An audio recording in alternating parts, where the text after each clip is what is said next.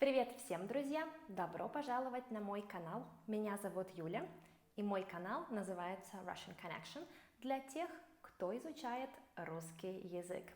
In my channel, I help people to get through these quirks of Russian and start speaking faster. In this video, I want to focus on common mistakes that Russian learners make.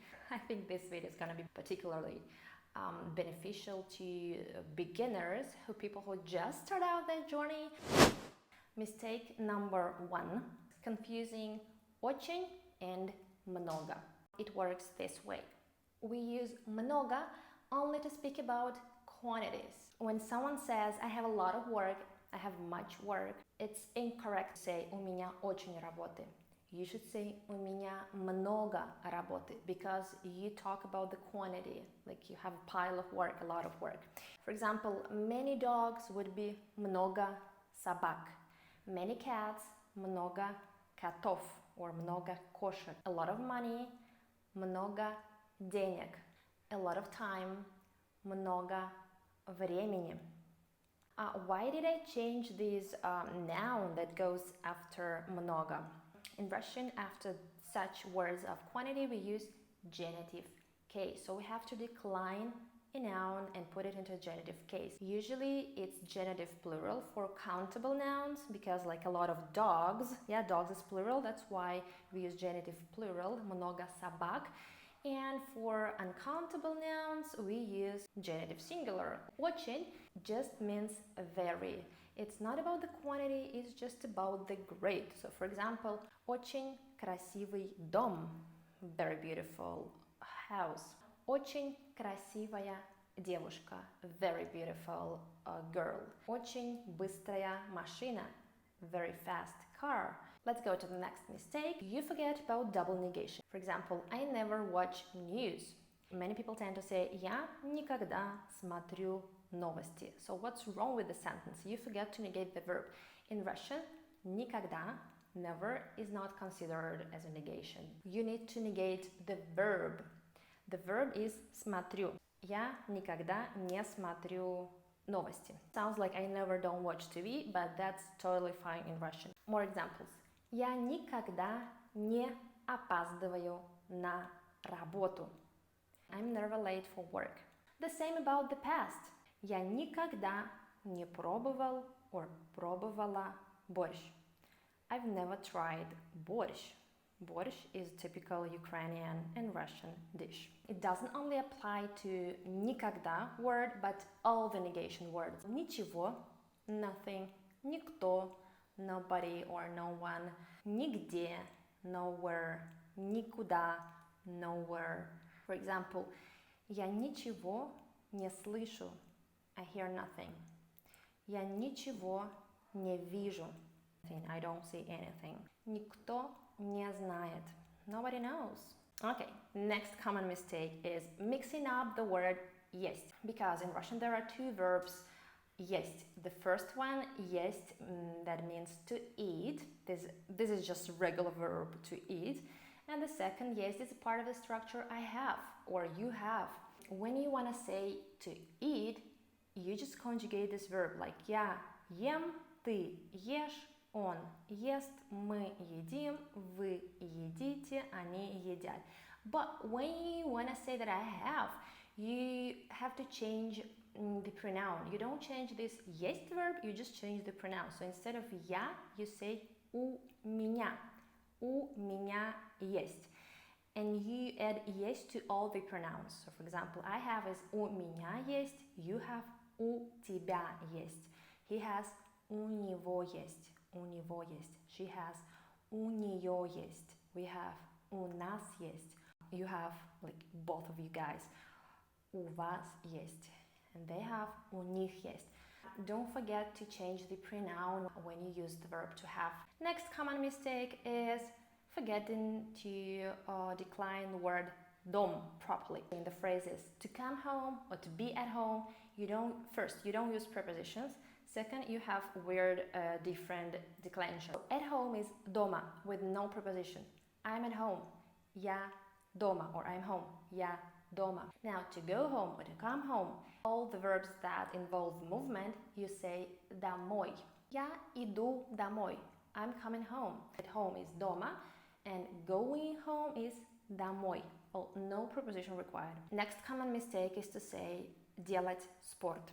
So when you talk about sport and all the sport activities and games, in English we say do in many cases, but in Russian we don't use do for that situation. If you want to say I like to work out, I like to do sport, you say я люблю заниматься спортом, not делать спорт.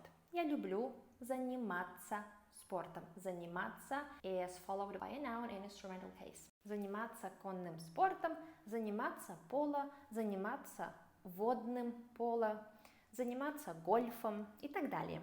When you talk about games, you also can say играть, играть в гольф, играть в футбол, играть в хоккей, and so on.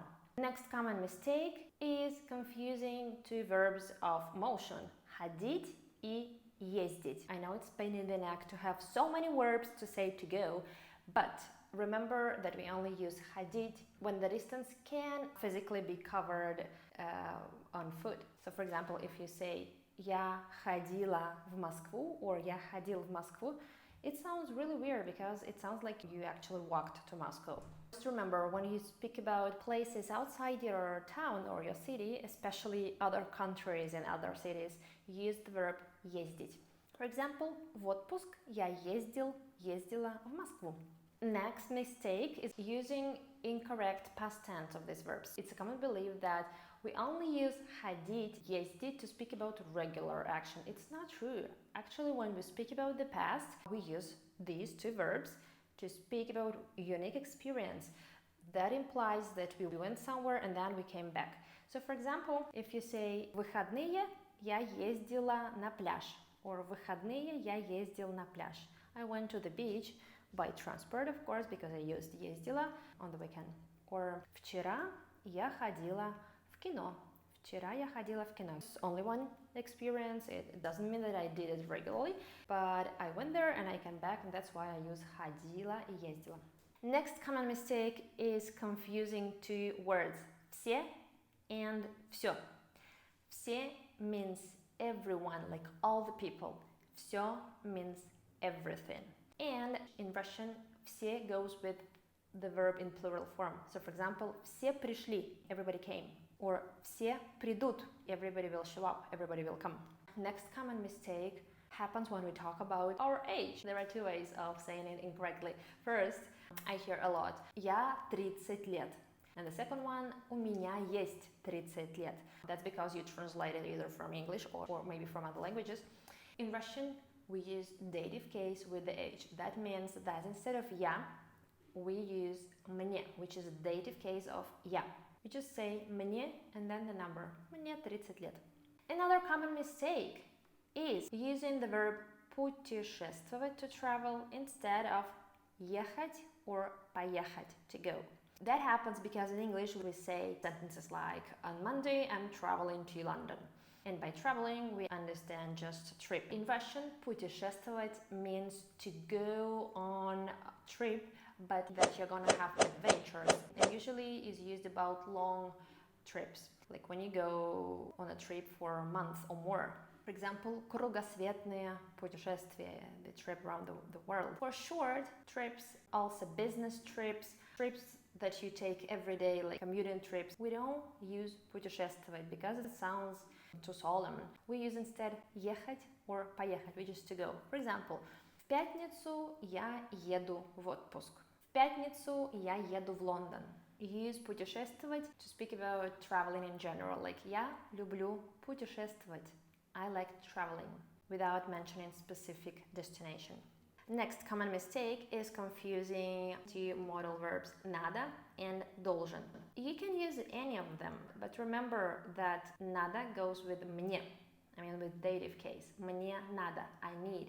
And должен goes with я, with the nominative case. Я должен or я должна for women. Мне надо позвонить. Мне надо купить новый карандаш.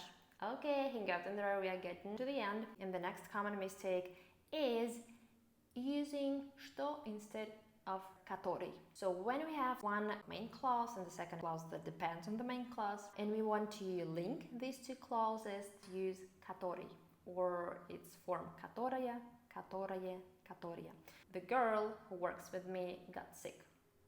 Девушка, которая работает со мной, заболела.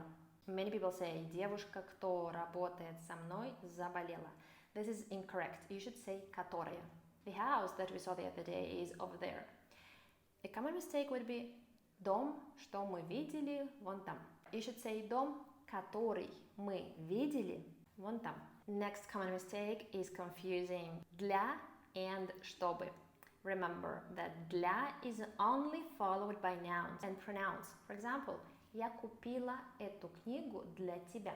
Чтобы is followed by the infinitive. So when you want to say that I bought this book to study, you cannot say для. Study is a verb.